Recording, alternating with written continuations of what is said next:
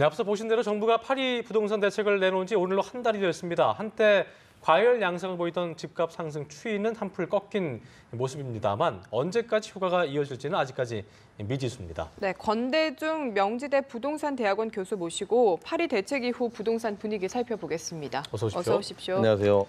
자, 저희가 앞선 리포트에서 저희가 말씀드린 대로 초강력 규제가 담긴 역대 최강급이다. 네. 파리 부동산 대책이 나온 이후에 집값이 좀 안정되고 있다는 평가가 나오고 있는데 일단 지난 한 달 동안 좀 지켜보자면 부동산 도형에 어떤 그 현상이 있었는지 좀 먼저 짚어주시죠. 예. 안정됐다고 하는 의미가 거래가 안 되는 게 안정된 건지 가격이 내려오는 게 안정된 그러니까요. 건지 결론 내릴 수는 없는데요. 파리 대책이 나온 지 오늘로써 꼭 한 달이 됐습니다. 지금 강남 지역 같은 경우는 거의 관망세로 돌아서서 거래가 되지 않는 상태고요. 매물은 점점 늘어나고 있는 상태입니다.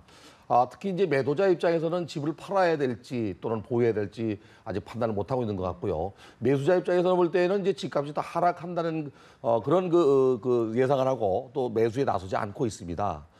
특히 강남 지역을 시작으로 집값이 올랐는데 강남 지역의 재건축 시장의 지위양도 금지 때문에 더욱이 거래가 안 되고 있고요.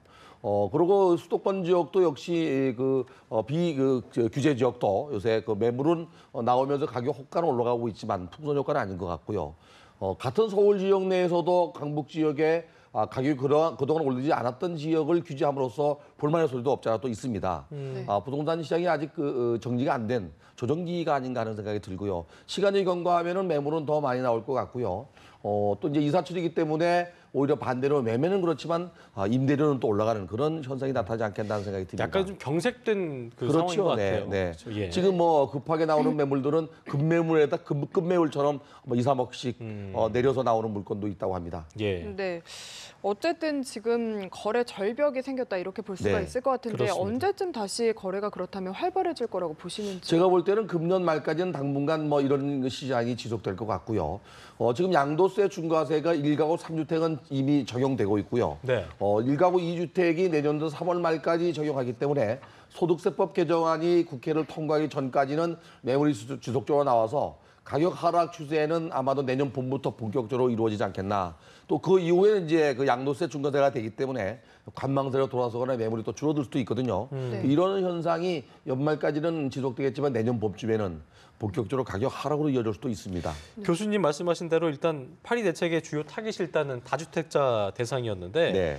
양도소득세 중과세가 시행된 아까 하신 대로 4월까지 이들이 집을 내놓을 것인지 버틸 것인지 아니면 임대사업자로 바꿀 것인지 여러 가지 관측들이 나오고 있는데 어느 쪽에 가장 무게중심이 좀 실린다고 제가 볼 보여요? 때는 지금 파리 대책이 고강도 대책인데도 불구하고 시청자분들께서 얼마나 강도가 강한 대책인지 잘 이해를 못하고 있습니다. 단지 이제 같습니다. 다주택자들 같은 경우는 분명히 중과세가 있다는 걸 압니다. 그래서 이걸 팔아야 될지 아니면 보유해야 될지에 대한 판단도 아직 못하고 있는 것 같고요. 일단은 제가 볼 때는 보유 쪽으로 지금 관망세를 지속하고 있는 것 같습니다. 매물이 많이 나오진 않거든요. 네. 그러나 정부에서는 이제 이들에게 임대주택 사업자로 등록하기를 바라는데 임대주택 사업자로 등록하는 순간 의료보험이 올라가거나 국민연금이 올라가기 때문에 쉽지 않은 상태입니다. 그래서 정부가 이걸 올리지 않겠다고 얘기를 했지만 어쨌든 등록을 하는 순간 이제 임대 소득에 대한 과세도 있거든요. 그래서 이 양도소득세와 관련된 거는 가만 놔둬도 내년 1월 1일부터는요 한 2% 정도 올라가게 돼 있습니다. 네. 그런데다가 이 중과세가 있어서 이중고가 겹치지 않겠나. 그래서 우선 금년도 말까지는 보유 쪽으로 갈 거고요. 내년도 봄쯤 되면은 파는 매물이 나올 것 같습니다. 네. 그러면 지금 집 가격, 그러니까 집값으로 봤을 때는 내년 봄까지는 계속해서 좀 유지가 되다가 하락한다고 보시는 건가요? 그렇죠. 지금 이제 급한 매물들이 나오기 시작하는데 2억, 3억씩 낮춰서 나오는데 그런 물건들은 정상적인 물건보다는요. 대출이 많거나 또는 지위양도 금지에 해당되지 않는 물건들입니다. 지금 이 투기과열지구로 지정되는 지역은 정비사업지구에서 지위양도 금지가 모두 다 되는 게 아니고요. 2년 이내에 조합을 결속했거나 또는 2년 이내에 사업자 승인을 받은 경우는 해당이 됩니다만은 그 이후가 되는 경우는 사업지원에 의해서 양도가 됩니다. 이런 물건들이 나오는 것 같고요. 정상적인 물건은 올가을을 지나서 내년 봄쯤 많이 나올 것 같습니다. 임대사업자로 아까 전환을 하면 정부에서 왜 세금 좀 깎아주겠다 이런 얘기도 얼마 전에 했었잖아요.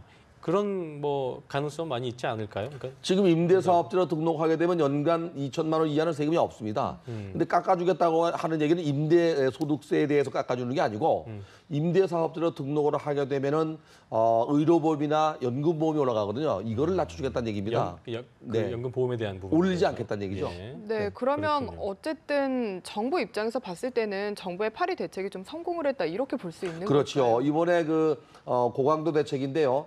제가 뭐 칼럼에도 그 얘기를 썼는데 단기적인 대책으로는 분명히 효과를 봤습니다. 고강도이기 때문에. 이게 이제 사실은 강남 지역의 집값이 오른 원인을 알아야 됩니다. 집값이 오르는 원인은 수요가 많다는 얘기거든요. 그렇죠. 수요가 많은데 수요 분산 정책이나 공급 정책을 쓴 게 아니고 수요 억제 정책을 썼기 때문에 시간이 경과하면은 단기적인 효과가 반증될 수도 있어요.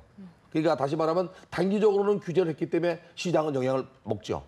반응을 하지만 당장에는 효과가 있습니다만. 그렇죠. 장기적으로 볼 때에는 규제가 완화되면 가격이 올라갈 수도 있습니다. 그러니까 그 분산 효과를 쓴 게 아니기 때문에 네. 언젠간 또 올라갈 것이어서 네. 좀 한시적일 거다라고 좀 보시는 네. 거죠, 영향은. 그러니까 이번 시장 정부가 뭐 1년 내에 끝나는 정부가 아니기 때문에 이번 정부 문재인 정부는 지속적으로 규제할 걸로 보기 때문에 몇 년간은 이렇게 계속 고강도 정책으로 간다면 시장은 하향 안정세로 갈 수 있어요.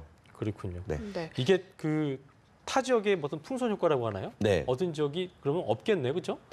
이번에 이 강도 높은 대책이 나온 이후에 경기도에도 조정 대상 구역이라는 데가 있거든요.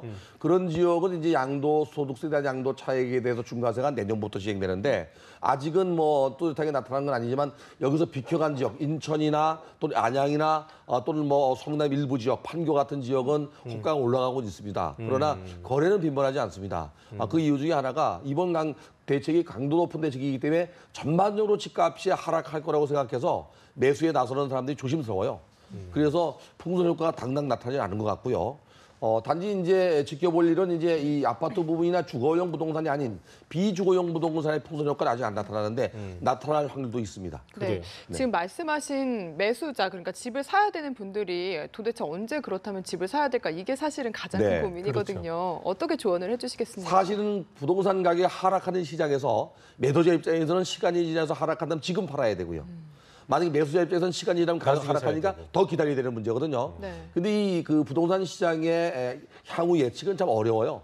단지 이번 대책이 고강도이기 때문에 부동산 가격이 하향 안정대로 갈 거라는 거. 내려간다는 거는 자명한 사실로 알고 있기 때문에 당장 매수에 안 나서는 겁니다. 그래서 실수요자라면 만약에 무주택자 같으면은 이제 실수요자 위주로 재편되고 있기 때문에 청약 시장이 입지가 좋은 지역이나 또는 뭐 가격이 적정하다면 청약에 응할 수도 있고요. 예. 그다음에 이제 재고주택을 구입하는 경우는 기다려볼 수도 있어요. 네, 근데 약간 당장 나서는 것보다. 부동산 대책이란 게 실수요자를 위해야 되는데 네. 결과적으로 돈줄을 좀 쥐었기 때문에 이게 주택담보대출을 받기가 쉽지 않잖아요. 네. 그러다 보니까 또 신용대출로 몰리고 있다는데 이런 현상은 어떻게 좀 지켜보세요? 이번에 문재인 정부가 실수요자의 개념을 분명히 정한 것 같습니다. 네. 지금까지는 이제 일가구 1주택도 이전 수요가 있거든요.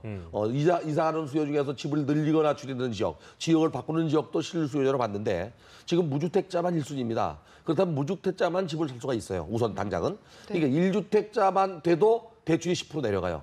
그래서 초기에 이 파리 대책이 발표됐을 때는 이 무주택자에게 대한 혜택이 부부 합산 연소득 6천만 원 이하이거나 사회 최초 주택 구입자로서 7천만 원 이하에게는 50%까지 융자를 주는 걸로 DTLTV를 규정했는데 이게 너무 낮다는 목소리가 나와서 정부가 10%씩 올렸어요. 1천만 원씩 올렸습니다. 네. 그래서 부부 합산 7천만 원 이하이거나 생애 최초 주택 구입자로서 8천만 원 이하면은 DTLTV를 50%까지 적용하고 집이 만약에 잇따르면 일단은 40%입니다. 그리고 만약에 대출이 잇따르면 또 30% 내려가기 때문에 레버리지 효과나 또는 이 은행의 유흥자를 통해서 집을 구입하는 사람들은 굉장히 어려워졌다고 근데 봐야죠. 그게 50% 올린다 하더라도 워낙 집값이 비싸서요. 근데 정부는 어떻게 생각하고 있냐면요. 매매가 대비 전세가 비율이 지금 아파트가 71%가 넘습니다. 그렇죠. 그러면 전세 세입자들은 1억짜리 주택에 7천만 원 정도의 전세금이 있다고 생각하고 30%만 있으면 사지 않느냐 이런 논리입니다. 그게 아닐 수도 있는데 그렇죠? 아닐 수도 있죠. 왜 그러면 당장 집을 살 때 돈 들어가는 거를 빚내서 들어가야 되거든요. 그럼요. 입주 시점에 돈이 다 있다면 문제가 없는데 입주 시점까지는 돈을 다 넣을 수가 그리고 없거든요. 문제는 많이 빌려준다 하더라도 이제 상환을 굉장히 상환 부담이 커졌잖아요. 네. 그 부분 상당히 좀 부담이 될 것 같기도 하고. 지금 아마도 이번 달에 가계부채 종합대책이 나오게 되면은 총체적 부채 상환 능력 심사 제도인 DSR을 적용하게 되는데 그러면 내가 가지고 있는 모든 부채가 다 포함됩니다. 자동차 할부까지도. 그러고 이제 대출 비율을 따지기 때문에 원금과 이자를 동시에 갚는 원리금 균등분할 상환 방식으로 바뀝니다. 네. 그렇게 되면은 집을 구입하는 사람들이 차입으로 집을 구입하기는 점점 어려워지지요. 네. 그럴 수밖에 없겠네요. 어쨌든 지금 이야기를 좀 종합해 보면은 무주택자가 집을 사기가 쉽지 않아 보이는데 네. 그렇기 때문에 뭔가 전월세 폭등으로 이게 부작용으로 이어지지 않을까 하는 우려도 나오고 있거든요. 어떻게 보시나요? 아무래도 이제 주택을 구매하는 그 수요자층이 또는 구매를 미루거나 또 하지 않게 되면은 결국에 전세로 남아 있게 되죠. 그러면 전세 물량이 부족해서 가격이 올라갈 수 있는데 이 문재인 정부가 후보 시절에 내놨던 정책 두 가지가 있습니다. 전월세 가격이 올라가는 걸 방지하기 위해서 전월세 상한제를 지금 도입하겠다고 그러고 있고요.